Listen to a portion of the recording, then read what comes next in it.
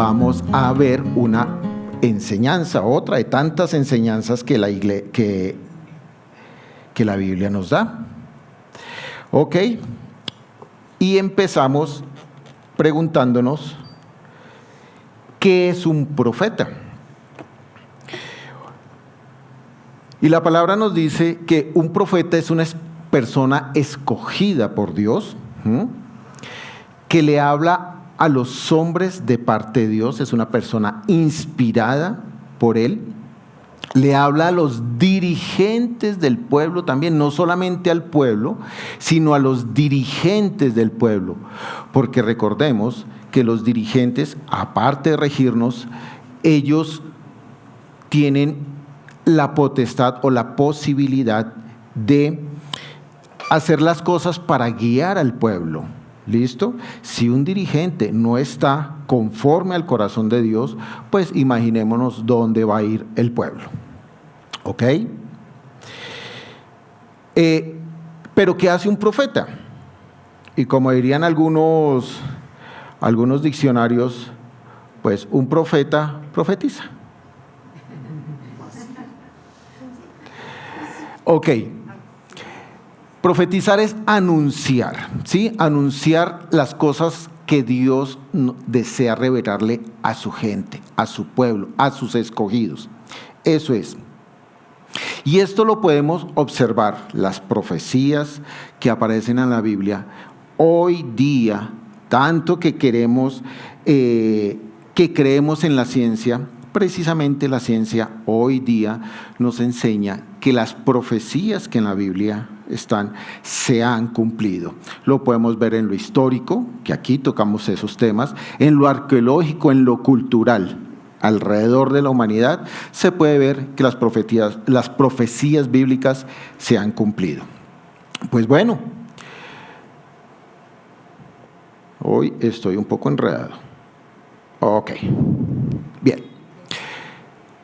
Ya sabemos qué es un profeta, ya sabemos más o menos qué hace un profeta, ¿ok?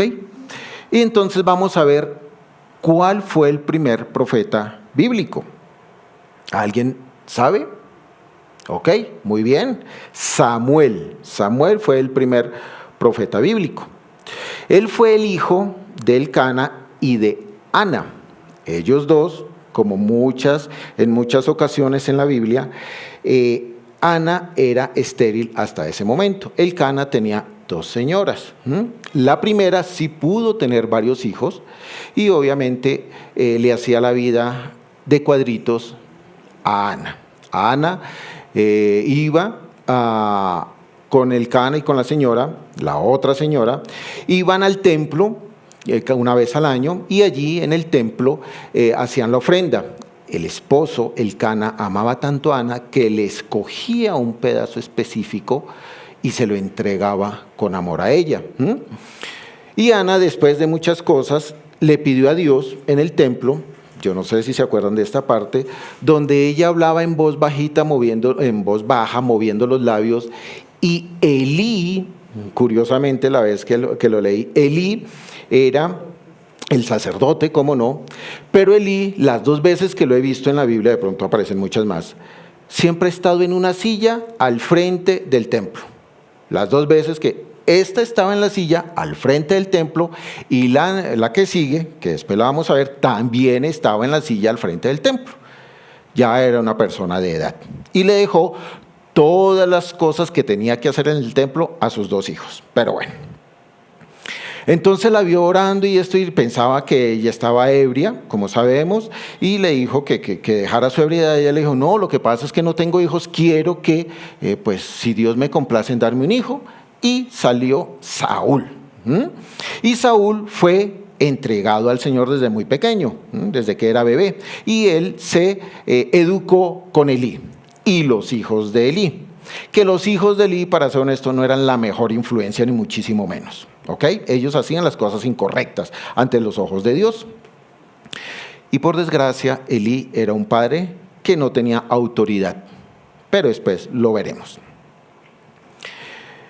Elí, hablando de este sacerdote, como decía, era sacerdote y fue el sucesor de Sansón.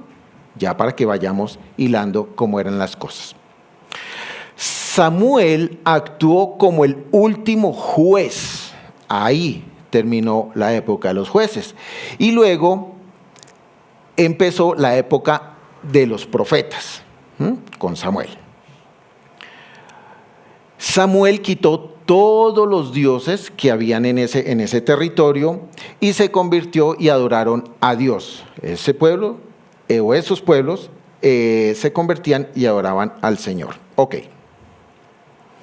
Vamos a ver solamente 3 profecías que hizo Samuel, que creo que todos los hemos escuchado de una u otra manera. Primero que todo, él profetizó, era su trabajo, el castigo sobre Elí. Como sabemos, Elí era el sacerdote. Eso fue lo primero que él hizo. ¿Y por qué? Porque como dijimos antes, Elí no era un padre con autoridad ante sus hijos. Ellos hacían y deshacían allí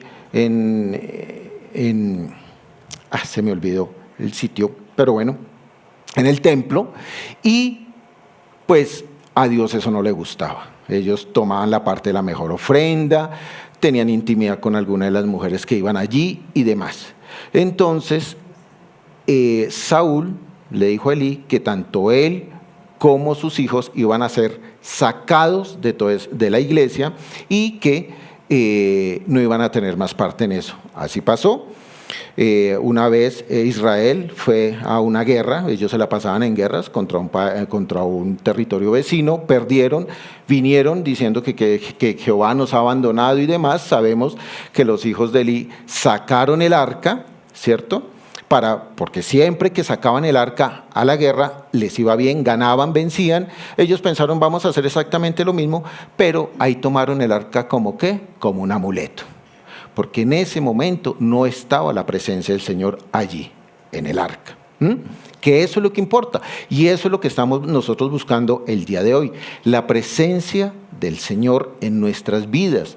No en el templo, en el arca, no, en nuestras vidas. ¿Ok? Entonces llevaron el arca. Como Dios no estaba con ellos, pues ellos les quitaron el arca, los enemigos les quitaron el arca. Cuando le fueron a contar a Elí, pues le contaron las 2 malas noticias. Una, que los 2 hijos habían muerto. Y 2, que el arca se la habían llevado. ¿Qué pasó? Pues obviamente Elí, sentado en su silla, al frente del templo, se cayó hacia atrás y se rompió el cuello. Así fue como la profecía de Samuel se cumplió, la primera. Como dije, con Samuel empezaron los reyes también, creo que no lo había dicho, la época monárquica. ¿Y cómo empezó? Pues sabemos que él ungió. ¿Quién fue el primero que él ungió para que fuera rey? Saúl. O sea, recordemos que dicen que Saúl era un hombre tan espigado, tan elegante, que todo el resto de personas que estaban alrededor de él le llegaban hasta los hombros. Entonces ya podemos imaginar cómo era él. Pues bien, pues Saúl hizo esto, lo ungió para que él fuera el primer rey de Israel. Recordemos que Saúl lo encontramos, o sea, él se encontró con Samuel yendo detrás de unas burras que el papá le dijo que se le habían perdido. Fue a un pueblo, no lo encontraron. Entonces con él iba un sirviente y curiosamente Saúl no tenía nada, no tenía un peso como para darle al profeta, porque esa fue la idea que ni siquiera se le ocurrió a Saúl, sino se le ocurrió fue a su siervo. Cosa rara. De pronto Saúl era muy joven. Entonces el siervo tenía una moneda de plata. Entonces dijo, no, pues vamos al pueblo, allá hay un profeta y que nos puede dar dónde están los burros. Listo, fueron allá. El profeta, sin recibir nada de esto, le empezó a hablar a Saúl de lo que iba a hacer, cómo lo iba a hacer. Ahí fue donde lo ungió, después de una cena y demás. Y así fue como empezó el reino de Saúl. Pero ¿cómo sabemos que Saúl, al igual que todos y cada uno de nosotros, era un hombre común y corriente? Pues le falló a Dios. Entonces, después de esto, Dios sacó a Saúl y ahí volvió otra vez Samuel a aparecer. ¿Para quién? Para nombrar otro rey. ¿Listo? El sucesor de Saúl. ¿Y qué rey era? Exacto, el rey David. El rey David ya los conocemos, ya sabemos suficiente de él. Así que David, como buen ser humano, también le falló a Dios. Terminó el reino de David y pasó a su hijo. Su hijo, que era Salomón, correcto. El hombre más sabio sobre la tierra. ¿Y por qué más sabio sobre la tierra? Porque Dios le dio ese don. Al igual que a Samuel le dio el don de la profecía, a Salomón, por el amor que le tenía a su hijo, y porque él se lo pidió, Salomón, porque tenía, digamos, la intención de ser un muy buen gobernante del pueblo, y le pidió a Dios no riqueza, no ganar batallas, sino ser totalmente sabio. Dios se lo concedió y con eso le llegó las añadiduras como todos le pedimos, ¿no? A Dios. O sea, llegó riqueza, llegó fama, llegó de todo. Ok, pero ¿por qué? Porque se buscó al Señor primero. Ok, entonces Salomón, yo digo esto, Salomón era, si lo dice la Biblia, el tipo más sabio sobre el mundo, eso yo no lo voy a discutir. Pero lo que sí me parece es que Salomón, aunque fue el hombre más sabio del mundo, para mí tenía el más pequeño dominio propio que se pudiera tener. Porque Salomón, y lo dice él en Proverbios, lo dice en Salmos, lo dice en Eclesiastés, bueno, Cantar de los Cantares, pues dejémoslo así, un momento. Y lo dicen esos tres que él hizo de todo. Él no se contuvo en nada, lo probó todo. Y después de haberlo probado todo, la respuesta a esto es que lo único que todo es vanidad en el mundo, vanidad de vanidades, todo es vanidad, y que lo único que le hace provecho al ser humano es buscar al Señor. Es lo único que sirve después de haber tenido todo lo que tuvo. ¿Y por qué digo que con poco dominio propio? Pues a ver, tuvo 1000 mujeres. Entonces ya nos podemos imaginar el dominio, ¿no? Obviamente que no solamente era por el gusto, no me imagino también por la parte romántica, sino también porque eran unas uniones que tenían que ver con el Estado, ¿no? O sea, afianzar el Estado, unirse con otro reino y demás, para afianzar el Estado. Pero por eso les decía que él también hizo los poemas de Cantar de los Cantares. Pues claro, que tenía que tener una buena labia para poder enamorar a 1000 mujeres, ¿no? Bueno, a eso sí le agregamos también que era rey, ¿no? Entonces eso también ayuda un poquito. Bien, después de Salomón, ¿listo? Precisamente por lo que acabé de contarles, a Dios no le gustó eso, que Salomón se iba detrás de sus mujeres. Y no solamente se iba detrás de las mujeres, sino detrás de las culturas y de los dioses de estas mujeres. ¿Sí? Entonces, él, por agradar a una mujer X, le decía, listo, te voy a construir el templo que tú quieres para tu Dios. Pero luego se casaba con una egipcia, un ejemplo, que allí lo dice en la palabra. ¿Y qué pasaba? Listo, te voy a hacer tu templo para tu Dios. Y luego se casaba con otra, y te voy a hacer tu templo, y tu templo, y tu templo, y tu templo. Y así se la pasaba con 1000 mujeres. O sea, había muchos templos. Esto, como dije, no le gustó a Dios y Dios decidió que iba a sacar a Salomón después de fallecer e iba a separar a Israel. Y aquí empezamos. Aquí Israel se dividió en dos. El reino del norte y el reino del sur. Ahí es cuando se vio. Samuel estuvo cuando el reino era unido, ¿ok? Pero después el reino se separó. El reino del norte, ¿cómo se llama? Israel. Y su capital es Samaria. Samaritanos y demás, ahí aparece. Y el reino del sur es Judá. Y su capital es Jerusalén, ¿ok? Pues bien. Resulta que esto lo profetizó Ahías, el profeta Ahías. ¿Esto cómo lo hizo Ahías? Bueno, listo. Resulta que Salomón, 1000 mujeres, ¿cuántos hijos no? ¿Ok? Pero Salomón tenía un hijo, el que los debería suceder en el trono, que se llamó Roboam. Pero también tenía un siervo muy efectivo, muy eficaz, que se llamaba Joroboam. Esto ya lo había dicho Víctor en una prédica anterior.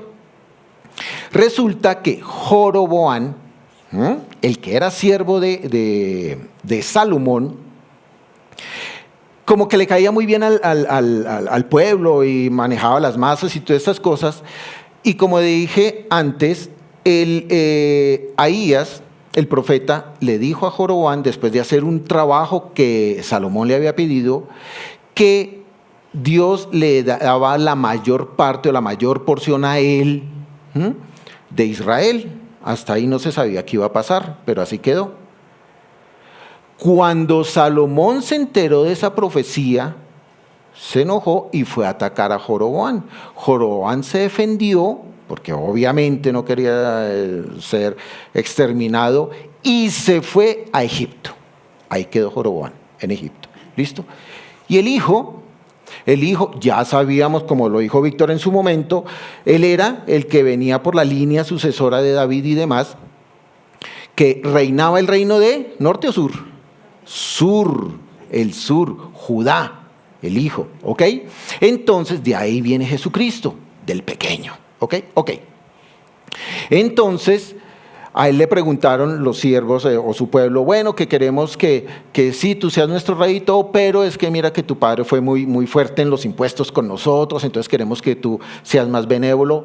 Y él, como todo el ser humano, se fue y le pidió consejo a sabios, y los sabios le dijeron, sí, hombre, tiene que ser un poco más benigno con su pueblo y demás. Listo, hasta ahí. Pero no le gustó lo que le dijeron. Entonces se fue donde los amigotes, que siempre es, ¿no? Y de ellos sí le dijeron lo que él quería saber. No, que tenía que ser más fuerte, que tenía que poner un puño de hierro y demás. Ok, él lo hizo, fue y se lo contó a su pueblo, y obviamente el pueblo, ¿qué le dijo? Pues no nos gusta. Ahí fue cuando, palabras más, palabras menos, el pueblo se fue con Joroboam e hicieron el reino del norte. ¿Ok? Y Roboam, el hijo legítimo de Salomón, se quedó en el sur con 2 tribus. ¿Qué tribus? La de Judá y la de Benjamín. ¿Ok? Solamente él se quedó ahí. Perfecto. Se me había olvidado que cómo fue, creo que sí lo conté, que cómo fue que el profeta le dijo a Joroboam que él iba a coger una mayor parte del reino. Pues el profeta tenía una capa o una túnica nueva, no sé si lo recuerdan. Se quitó la túnica y la partió en 12 pedazos. El profeta le dio 10 pedazos a Joroboam, y ahí fue cuando le dijo, Dios te va a dar la mayor porción de Israel. Y se guardó los otros 2. Ahí se está cumpliendo otra profecía, como lo muestra también la historia. O sea, una cosa es lo que nos dice la Biblia, que es la palabra verdadera, pero que lo podemos notar o lo podemos ver también en la historia de la humanidad que se ha cumplido. Ok.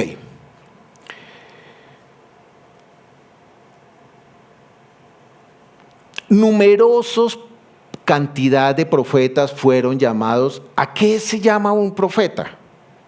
Ya lo sabíamos, ya lo dije, para que le hable al pueblo y a sus dirigentes de parte de Dios. Es clarísimo. Pero ¿qué le tiene que decir el profeta al pueblo? El clima, los deportes, no sé, nada de eso, ¿cierto? No, todos los mensajes de los profetas, lo que nos van a llamar, incluyéndonos, repito, incluyéndonos, es al arrepentimiento. Esa es la palabra clave de esta prédica. Así que yo creo que ya acabé.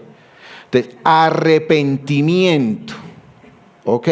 Debemos arrepentirnos de nuestras malas conductas. Pues bueno, ahora tenemos 2 reinos, reino del norte y reino del sur, ¿cierto? Ok. Cada reino tenía sus profetas. No es que era el del uno y del otro, no. Cada reino tuvo sus profetas. El reino del norte por ejemplo, tenía a nada más y a nada menos que a Elías, el gran Elías. Luego, el sucesor de Elías, que fue Eliseo, ¿cómo no? Lo dijeron bien. Luego venía Amós, luego venía Oseas y demás, ¿ok? Allí son 12 los profetas, 12 del norte. Pero a que no adivinan, el sur también tenía sus profetas, ¿ok? Y en el sur, nada más y nada menos que Isaías, Jeremías, que escribió Lamentaciones, ¿cierto? Nahum, Habacuc, Sofonías, en fin. Y todo lo que ellos decían era que el pueblo de Dios iba a ser destruido si no se arrepentía. La palabra de hoy es, esto me sonó a Plaza Sésamo, la palabra de hoy es arrepentía. Ok. Como dije, los profetas menores son 12. Estos profetas, tanto los de arriba como los de abajo, norte y sur,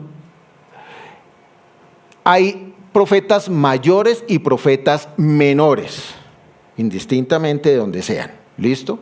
¿Por qué mayores o por qué menores? ¿Es que allí había límite de clases o cómo era la cosa? ¿O es que tuviera más años o el que tuviera más dinero? ¿De qué dependía que fuera el profeta mayor o menor? Dependía que sus libros o lo que habían hecho fueran menos extensos. ¿Ok? Entonces, si eran sus libros menos extensos, pues son los profetas menores. Y si sus libros eran más extensos, son los profetas mayores. No significando esto que menos importantes, ¿no? Ojo con eso. No es que fueran menos importantes, sino que sus libros eran menos extensos. Ok.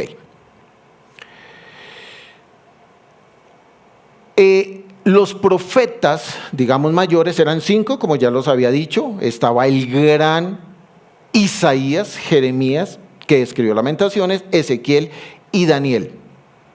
Ellos llamaban al pueblo a que fueran fieles con Dios. Recordemos, vuelvo y digo, unos estaban al norte, otros estaban al sur, cada uno profetizaba para su región. Sin embargo, a veces Dios utilizaba al del sur para profetizar al norte o al del norte para profetizar al sur. ¿Ok? También existió algunos profetas que profetizaban a los pueblos que estaban alrededor del pueblo de Judá o aquellos pueblos que tenían conquistado o que conquistaron a Judá, como Asiria, como Babilonia. Entonces recordemos que en esa época y en esa área geográfica del mundo, que es donde la Biblia se centra, porque es allí donde el Señor le plació tener su ciudad, Jerusalén, y su pueblo, recordemos que existieron 7 imperios en ese sitio de la tierra. No estamos alrededor del mundo, solamente en ese sitio. ¿Qué fue el primer imperio? El egipcio. El segundo, asirio, babilonio, medo-persa. Luego pasamos a los griegos y terminamos con los romanos. ¿Ok? Esos son. Ahora, ya hemos visto cómo el Señor ha cuidado a su pueblo. Veamos, por ejemplo, otro caso, el de Noé, ¿cierto? Dios decidió que Noé construyese un arca. ¿Y cuántas personas iban en el arca? Correcto, 8. 8, que era Noé y la esposa, sus 3 hijos y sus 3 nueras. Punto. El resto, animalitos. Pues bien, entonces nos damos cuenta cómo Dios siempre protege a su pueblo. ¿Qué pasó? Lo mismo con cuando salieron de Egipto, ¿cierto? Salieron por el Mar Rojo, como muestran en las películas y demás. Venían los egipcios detrás de ellos y el Mar Rojo encima también lo sacaron. Cuando llegaron a Canaán, ¿qué pasó? Exactamente igual. Se derrumbó Jericó. Recordamos, las murallas de Jericó, entraron a Jericó, se acabó con Jericó y obviamente entró el pueblo de Dios. Entonces uno diría, ahí es cuando viene que yo me hacía una pregunta y, carambas, pero entonces Dios siempre estuvo en el Antiguo Testamento protegiendo a su pueblo y acabando con todos los enemigos. Eso sí, acababa con todos. ¿Y por qué lo decía? Porque vamos a ver perdón, que creo que ya me perdí. Bueno, listo, no. Entonces podemos empezar a poner, por favor, la primera diapositiva. Ahora sí voy a empezar a predicar. Tengo tiempo, ¿no? Ok. Entre dos profetas, la gracia y la justicia. Entre dos profetas, la gracia y la justicia. Ya sabemos qué es un profeta, ya sabemos qué hace un profeta, ¿cierto? Entonces, cuando yo estaba leyendo, ya les dije, cuando uno hace su devocional y demás, quedan dudas. Uno dice, carambas, ¿y esto por qué es así o asá? Y a veces Dios se la responde ahí mismo o a veces no. A veces pasa un devocional, una semana, un mes, varios meses, y de un momento a otro uno está leyendo y ¡pum! La respuesta de hace 3 meses, pero la misma Biblia nos responde lo que queremos saber. En Timoteo, segunda diapositiva, dice, Timoteo 2, 4, exhorto ante todo a que se haga, entonces colocaron, el cual quiere que todos los hombres sean salvos y vengan al conocimiento de la verdad. Repito, el cual, ¿quién es el cual? Pues Dios. Dios quiere que todos los hombres sean salvos y vengan al conocimiento de la verdad. Carambas, todos los hombres sean salvos. Pero eso ¿cuándo fue? Entonces, cuando vino Jesús a la tierra y falleció o murió en la cruz, entonces en ese momento es que Dios quiere que todos los hombres sean salvos. ¿O en el Antiguo Testamento, será que Dios quería que todos los hombres fueran salvos? ¿Por qué? Porque si Él arrasaba o ponía al pueblo a que entrara a la tierra prometida, acabase con un pueblo, entonces digo, ¿cómo así? O sea, ¿Dios cambió de idea? O sea, ¿Dios cambia? Y yo decía, pero ¿cómo así? Porque antes los exterminaba, digámoslo así, el pueblo que estaba en contra del pueblo de Dios.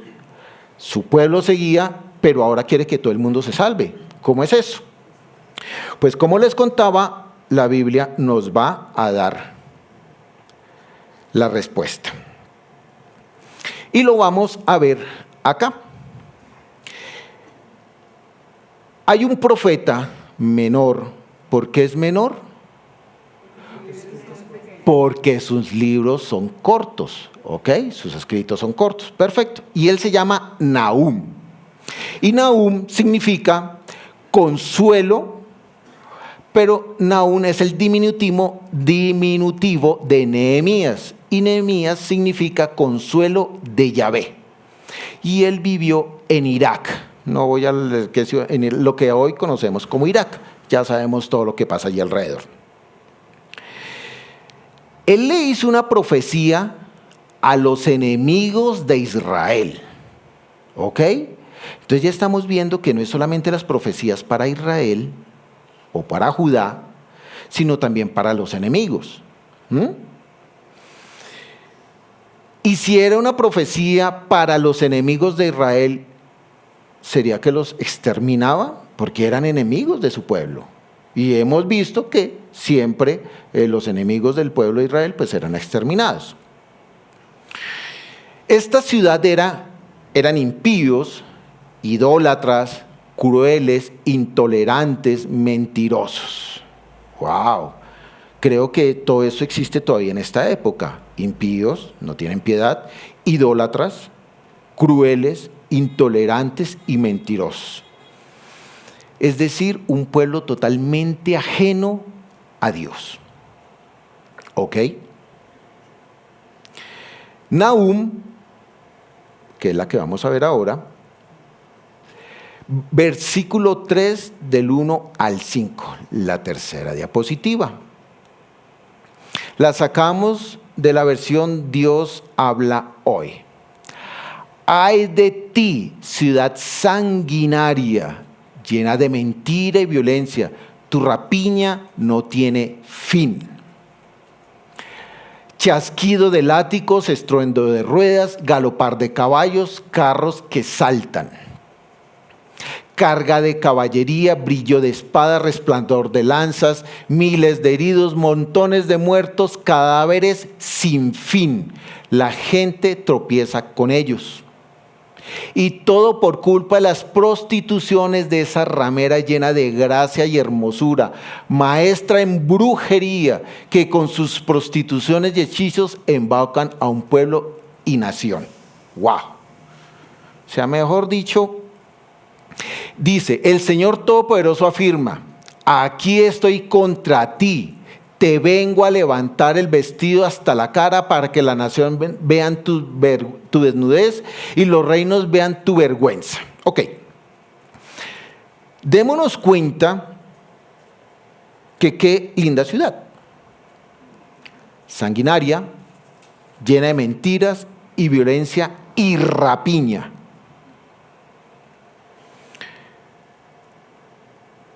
Resulta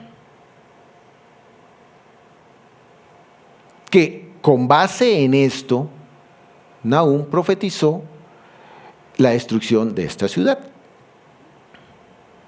por lo que ellos hacían, ¿cierto? Dicen, cuando esta ciudad empezó a crecer, como era pequeña, lo dice la historia, no la Biblia, que ellos al principio, como no tenían un gran ejército, se empezaban a hacer amigos de los vecinos. Hola, ¿cómo estás? Mira que venimos a tener comercio contigo y nos venimos a casar con tus mujeres y mira y esto y lo otro. Y ay, sí, vecinos, claro que sí, ¿cómo no?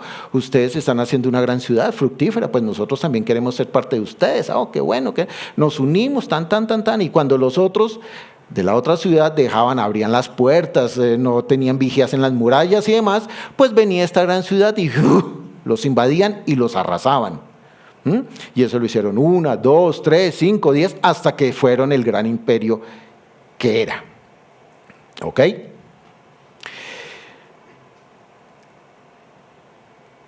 Tengamos en cuenta que la destrucción no es un castigo divino, ojo con eso, sino es la consecuencia natural de nuestras malas decisiones.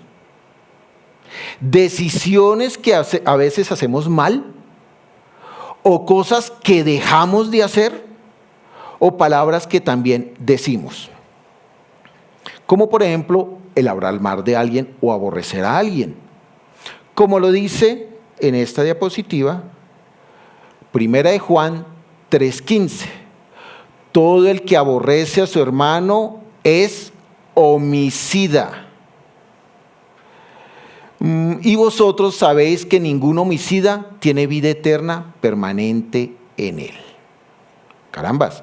O sea que la cuestión no es solamente coger un arma, atacar a alguien, acabarlo, destruirlo, sino también el hablar mal de una persona. Estamos a la par de un homicida. O sea, cada vez que decimos, es que ese vecino, es que ese trabajador, es que mi jefe, es que mi hermano, es que mi... Caramba, es como un homicida. Dios santo. Y lo peor de todo, no es solamente eso, sino que Dios nos dice, no vas a estar en la vida eterna. Lo tenemos claro, ¿cierto? La primera vez que yo escuché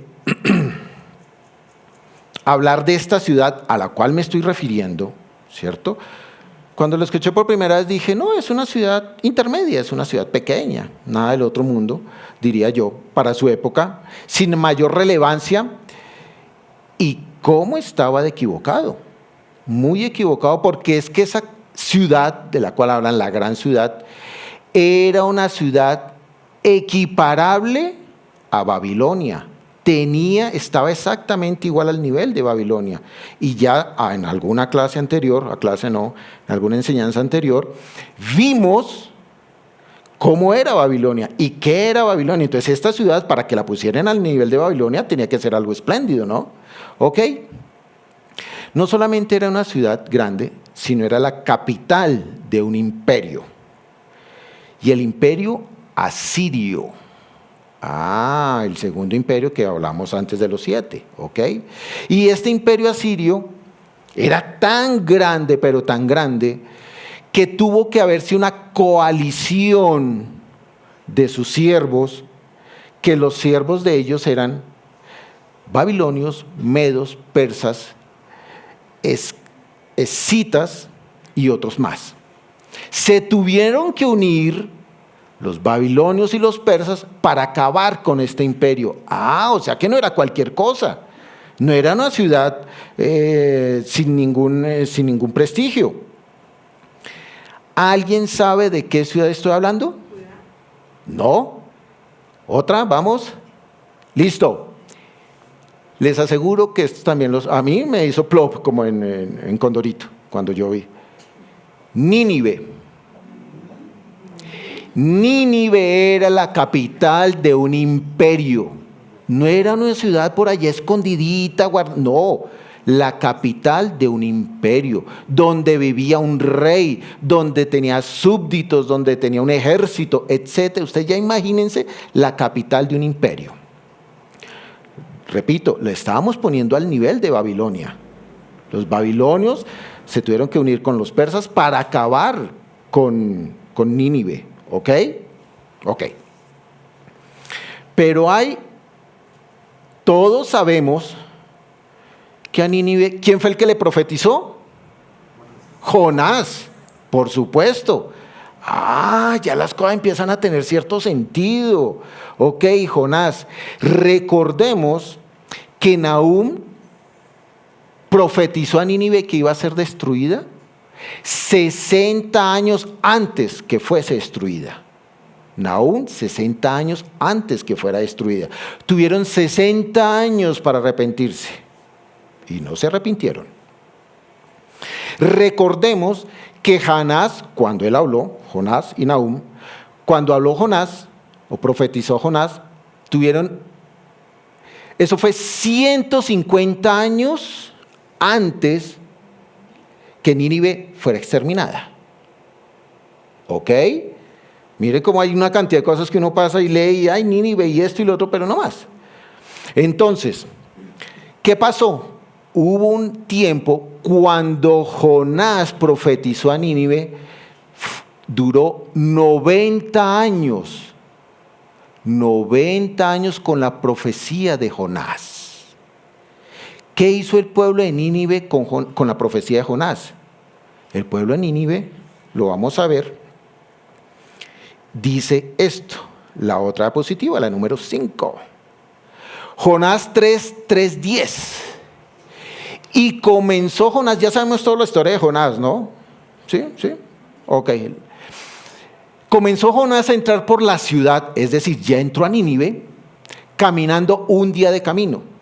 Ojo, Nínive era tan grande que tenía 3 días de camino para llegar de extremo a extremo.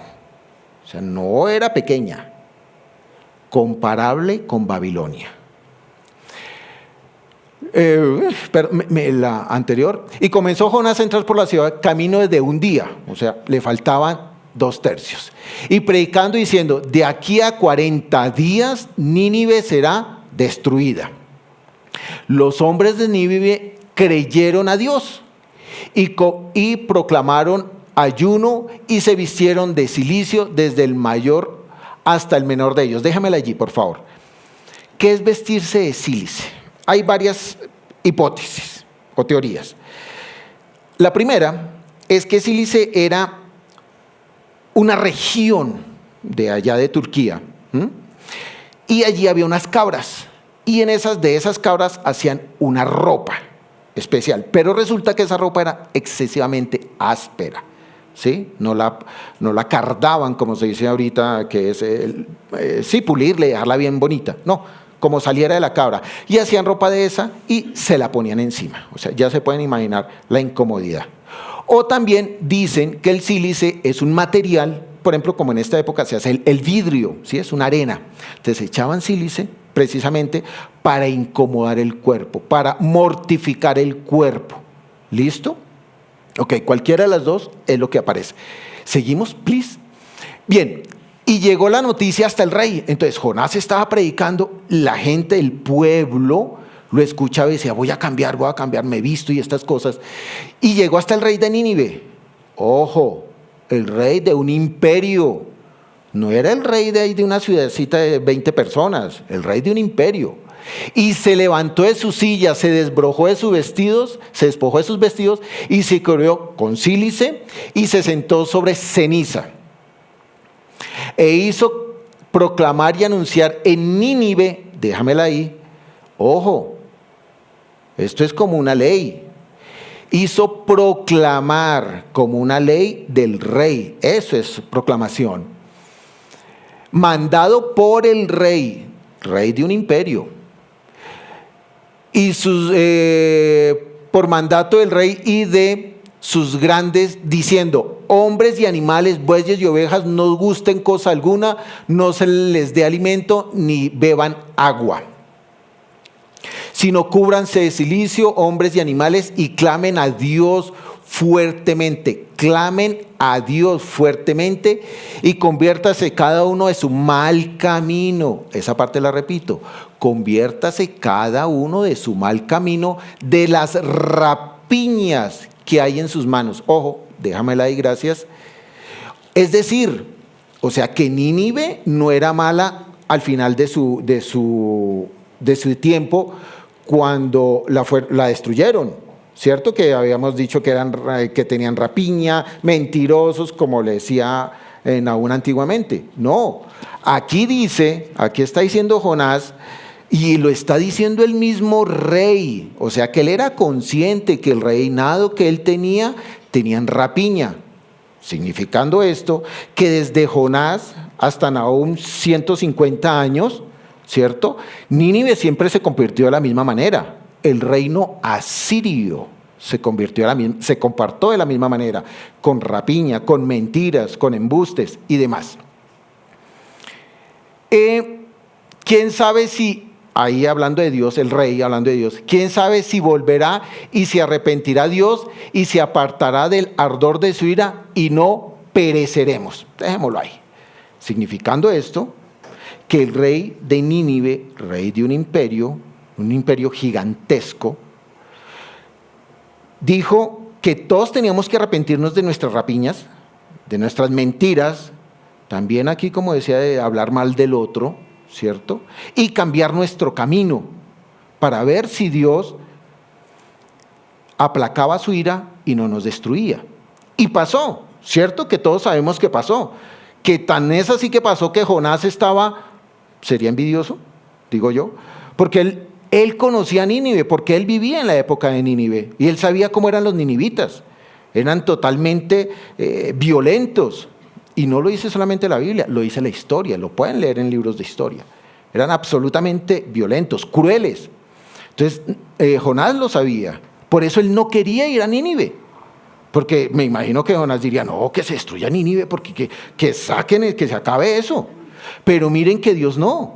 Dios dijo: no, Señor, en ningún momento Nínive se acaba. Y tanto fue la envidia, digámoslo así, de Jonás, que se acuerdan que él se puso debajo de una calabacera y que llegó un gusano y se comió la calabacera, y Dios le dijo: oiga, usted se preocupa más por una planta que usted ni siquiera sembró y no tuvo nada que ver con ella, y no se preocupa por los miles de personas que están en una ciudad, por sus almas.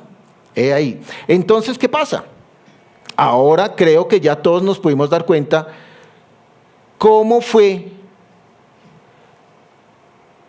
que Dios no solamente en el Nuevo Testamento nos dice a toda la humanidad que Dios quiere que se salve, como lo dijo Timoteo, que Dios quiere que todo el mundo se salve, sino en la antigüedad también, y no solamente el pueblo de Dios, sino los enemigos del pueblo de Dios. Y fue tan así que 90 años duraron los ninivitas con la bendición de Dios, porque Dios no los exterminó. Después que Jonás predicó. ¿Estamos de acuerdo ahí? Ok. Los ninivitas tuvieron un arrepentimiento genuino. Los ninivitas quitaron todos los dioses que tenían y colocaron en Jehová sus plegarias. Colocaron en Jehová y lo conocieron, porque Jonás hizo su trabajo, que fue profetizar. Ahora, en 90 años, ¿cierto? En 90 años que duró la profecía de Jonás, digamos, duró como el boom de la profecía de Jonás. Dejémoslo así. ¿Qué es una generación? Una generación se supone que es desde que nace un niño, desde que nace un bebé, hasta que tiene la posibilidad de tener él mismo un hijo. Eso es una generación. Estamos hablando de un hombre y una mujer que en esta época se están teniendo a los 30 años, más o menos. Pero en esa época las mujeres a los 15 años ya estaban concibiendo y los hombres a los 20 años. Es decir, 20 años, es decir, estamos hablando un poquito más de 3 generaciones. 3 generaciones se salvaron en Nínive gracias a que Jonás profetizó. ¿Estamos de acuerdo? ¿Pero qué pasó? Exacto, se les olvidó. Dijeron, pero qué carambas, hombre, seguir aquí, sí, creyendo en Dios y todas estas cosas, y nosotros somos guerreros, somos gente para hacer rapiña, somos gente para agrandar nuestras fronteras, podemos tomar el pueblo de allí, podemos tomar la ciudad de allí. Y eso fue lo que hicieron. Y ahí fue cuando llegó Nahum, ¿y qué? Les dijo, van a ser destruidos. ¿Y qué pasó? Fueron destruidos. ¿Fueron destruidos por quién? Por Babilonia y por Persia. La unión de Babilonia y Persia los destruyó. Ok. Esto nos muestra, y ya para culminar, que Dios no cambió.